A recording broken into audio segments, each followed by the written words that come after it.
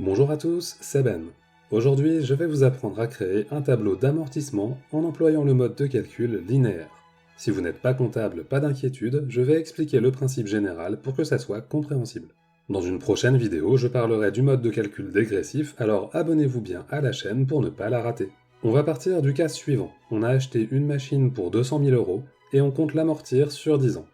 Un amortissement sur 10 ans, ça donne un taux d'amortissement de 10%, et enfin, on a acheté la machine le 15 avril.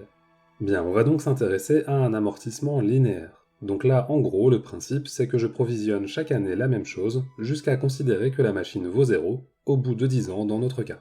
D'abord, je vais remplir la date de fin de chaque exercice.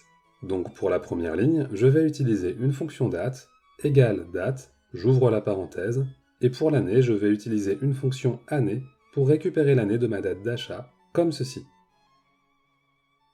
Ensuite, pour le mois, on va considérer un exercice qui se termine le 31 décembre, donc j'écris 12, puis 31 pour le jour. Hop. Alors si votre exercice se termine en septembre, ça demandera d'utiliser une fonction si pour adapter correctement l'année, mais ce n'est pas très compliqué. Dites-moi en commentaire si ça vous intéresse que je détaille ça.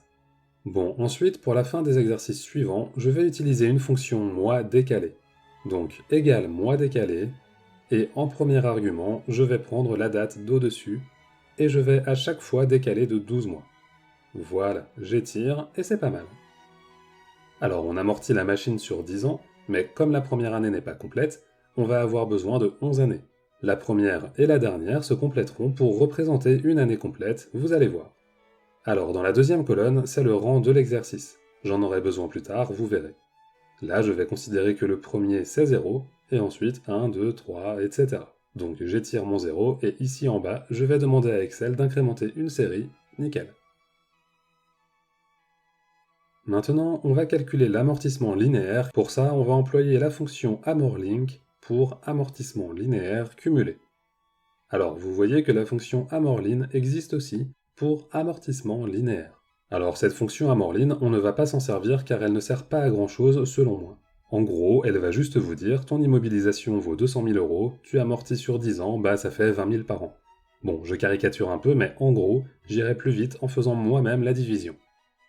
Non, en fait, avec le mode de calcul linéaire, ce qui est pénible à faire, c'est le calcul du prorata de l'amortissement pour la première et la dernière année. Dans mon exemple, si on avait acheté la machine le 1er juillet, c'est-à-dire pile à la moitié de l'année, on amortirait la moitié de 20 000 en première année, donc 10 000, et la dernière moitié serait amortie lors de la 11e année. Sauf que bien sûr, dès que la date de début se trouve un peu n'importe où dans l'année, ça devient un petit peu lourd à gérer. Et c'est là que la fonction amorlink devient intéressante. Démonstration pour calculer d'abord les dotations de chaque exercice. Donc, égale amorlink, j'ouvre la parenthèse et je vais utiliser l'assistant car il y a une grosse dose d'arguments. Donc, d'abord, le coût, je l'ai en E4 et je n'oublie pas de mettre des dollars. Ensuite, la date d'achat, je l'ai en E7 avec, encore une fois, des dollars. La date première période, ça va être la date de fin du premier exercice, donc je l'ai ici, c'est le 31 décembre 2022. Alors attention, ici, il faut bien figer avec des dollars pour que la fonction calcule correctement les dotations. On verra plus tard que si on ne met pas de dollars, on aura un résultat différent, même s'il aura aussi du sens.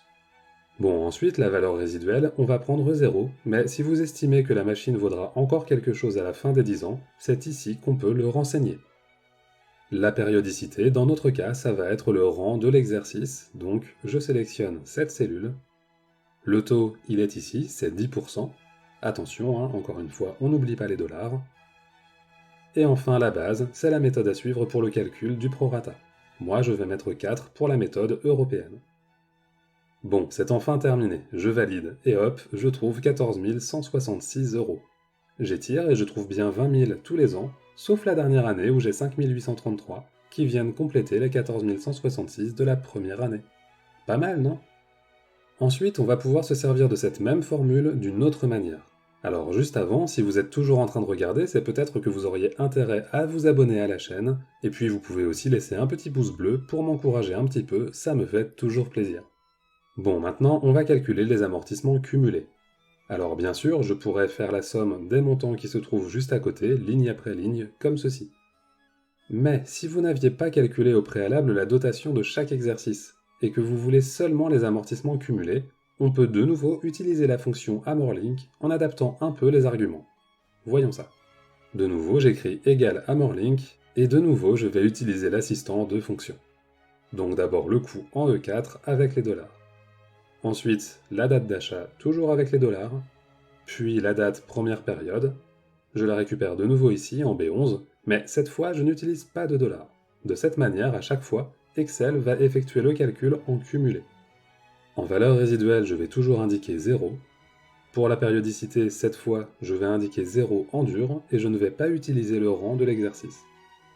Pour le taux, ça ne change pas, et il faut également penser au dollar, ça non plus, ça ne change pas. Enfin, pour la base, j'utilise 4 de nouveau.